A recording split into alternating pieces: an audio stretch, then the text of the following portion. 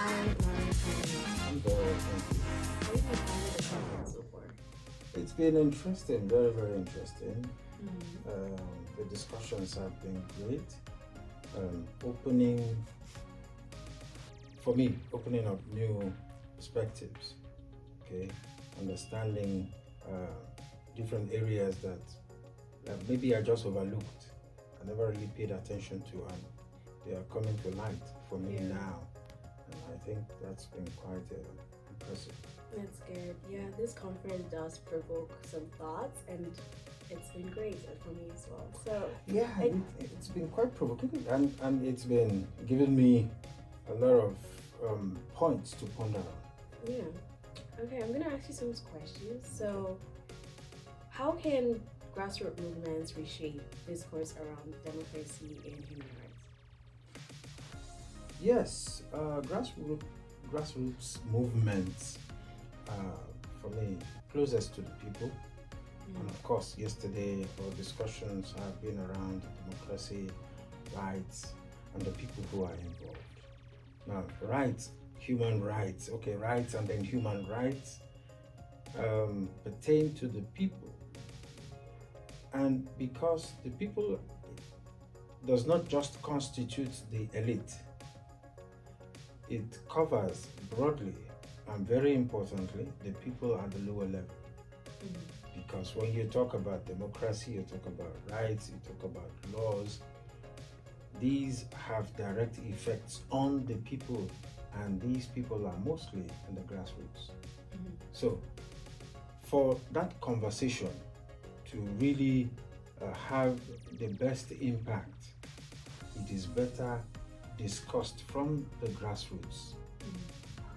That's why, for me, the theme or looking at the discussions around deliberative democracy, which talks about participation, it's very, very important to get the people at the grassroots to be part of it, because the laws, the discussions, the policies have to do with their life, and it has to do with them reaching their fullest potential and what has been described in this part of the world as human flourishing.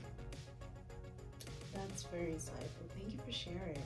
Building on that, how can participatory processes respect cultural, local, and community-specific perspectives while upholding human rights standards?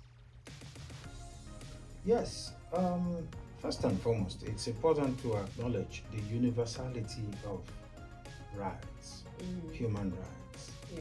That's what makes it basic.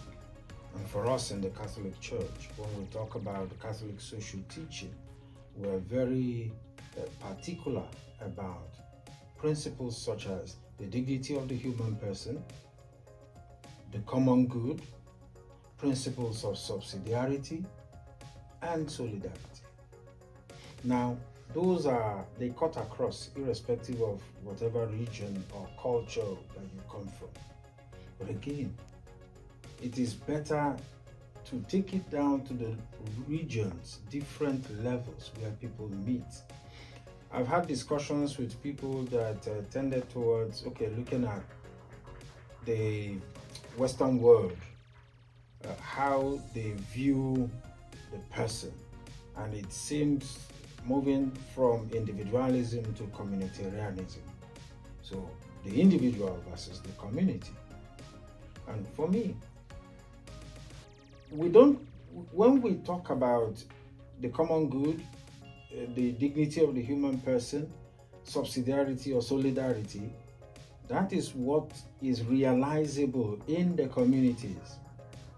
The communities may differ, but their ways of realizing these principles are quite, it's peculiar to them, but again, very effective in dealing with their own issues, but also promoting their own growth and development.